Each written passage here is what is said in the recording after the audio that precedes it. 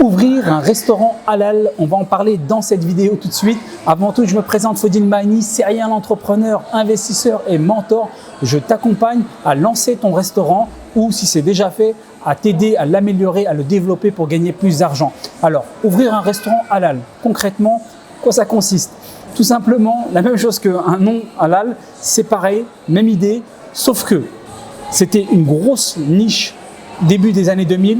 Pourquoi? Beaucoup de restaurants similaires qui se ressemblaient, beaucoup de fast-food, vraiment sandwicherie principalement et pizzeria éventuellement, voilà, qui se ressemblaient tous d'ailleurs les uns des autres. C'était des copier-coller. Okay, c'est à ce moment-là que j'ai lancé moi mon concept en 2007, plus dans le burger. À ce moment-là, un bar burger, c'était pas, voilà, c'était en halal, il n'y en avait pas beaucoup tout simplement. Donc il y avait un marché à prendre. Et en sachant qu'il y avait une forte demande de gros consommateurs qui voulaient donc de nouveaux produits dans la restauration et que l'offre était très similaire et pas très développée. Donc l'idée pour cartonner, c'est d'aller dans des domaines, que ce soit halal ou pas, où il y a une offre qui est très faible. Aujourd'hui, bien sûr que le halal représente un marché consistant, important, mais l'offre s'est largement améliorée. Il y a beaucoup plus de concurrence dans la restauration. Il y a encore des parties, des choses, des pans, on va dire, où l'offre, à mon sens, n'est pas encore assez développée. Le problème, c'est que souvent, dans tout ce qui est communautaire, on a tendance à faire du copier-coller.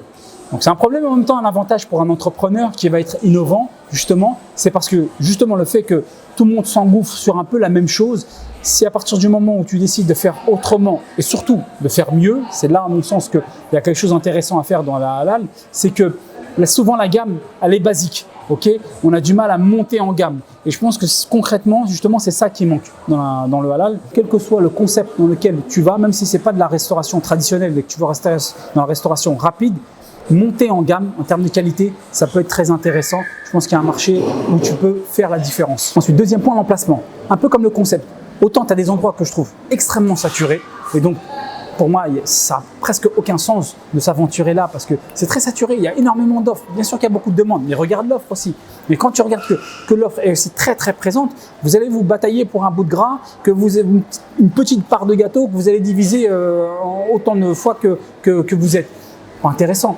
Autant peut-être aller sur des zones peut-être plus, voilà, un peu moins demandée, moins importante, mais surtout l'offre, la concurrence est beaucoup plus faible. Et donc du coup, tu vas pouvoir faire ton trou tranquillement et gagner une bonne part de gâteau. Okay, donc ça, c'est très important de sortir un petit peu de toujours les mêmes logiques, que ce soit sur le concept ou que ce soit sur l'emplacement, c'est la même chose. Moi, lorsque j'ai lancé en 2007, on m'a dit « mais t'es malade, dans les centres commerciaux, mais personne, c'est trop compliqué, il y a trop de barrières, ainsi de suite ». Je les ai fait, j'ai levé ces barrières-là et ça a été un carton. C'est ce que j'ai bien fait. Aujourd'hui, c'est plus le cas.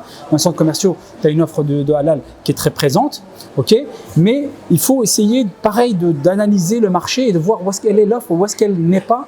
Et c'est là que c'est intéressant. Dans mon programme, je rentre dans le détail justement dans ces emplacements, dans les concepts, où je donne pas mal d'idées concrètes. Troisième point, la communication. Ça me semble être aussi un levier très intéressant à développer parce que clairement, tout le monde n'est pas au même niveau en termes de communication, notamment sur les réseaux sociaux. Et là, pareil, on peut gagner énormément, faire la différence en utilisant ce point-là, ce levier, d'accord, pour nous faire connaître davantage parce que beaucoup de restaurants ne sont pas à la hauteur par rapport à ça, que ce soit principalement sur les réseaux sociaux ou même sur la publicité.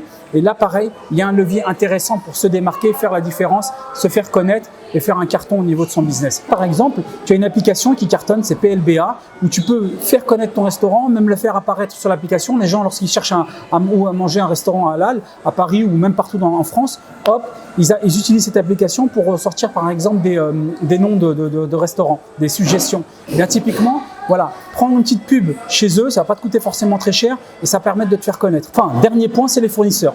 Alors les fournisseurs, ce qu'il faut savoir dans le halal, tu as des distributeurs, comme on dit, donc des distributeurs tels un peu sorte de métro, mais en taille plus petite, ok, cash and carry, tu arrives, tu as un sorte de gros caddie, hop, tu fais comme tes courses, quoi, et tu passes ensuite en caisse. Ok, donc tu as pas mal de distributeurs, bon, pour te donner quelques noms, genre AZ, Cadispal, DPS. Après, il faut voir un petit peu partout en France les autres équivalents de distributeurs dans le halal.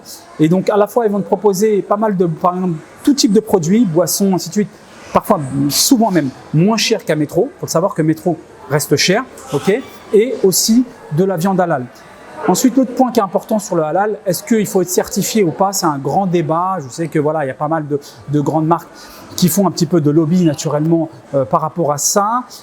Ça peut, dans certains endroits, la certification peut être intéressante, ok, parce que voilà, c'est comme c'est une référence, ça peut rassurer pas mal de clients. Sinon, selon ton choix par rapport à là où tu te situes, par rapport à ta clientèle, à voir si ça vaut le coup ou pas. Et donc voilà, tu as des grandes marques que tu connais, AVS, Shahada et d'autres marques même anglaises aussi, qui sont aussi bien positionnées. Donc voilà, pour les fournisseurs aujourd'hui, parce que ce n'était pas forcément le cas dans les débuts 2000, aujourd'hui il n'y a vraiment aucun problème au niveau de choix de la distribution. Il y a beaucoup de sociétés qui distribuent tout un tas de produits et très souvent moins cher que les grands noms classiques, comme je te disais, métro. Juste, l'important, c'est de pouvoir comparer les prix parce que d'un distributeur à un autre, en termes de produits, sur certains produits, chez tel distributeur, c'est plus intéressant, alors que d'autres produits chez un autre distributeur, il va être mieux positionné. Et donc là, il faut faire ce travail de comparatif. Si tu as apprécié cette vidéo, inscris-toi à ma newsletter pour avoir encore plus de conseils, d'astuces et de techniques où je rentre vraiment dans le détail sur des vidéos privées que tu reçois gratuitement par email. Et en attendant que tu lances ton business et que ça soit un carton, je te dis bis and kiff, à bientôt, ciao!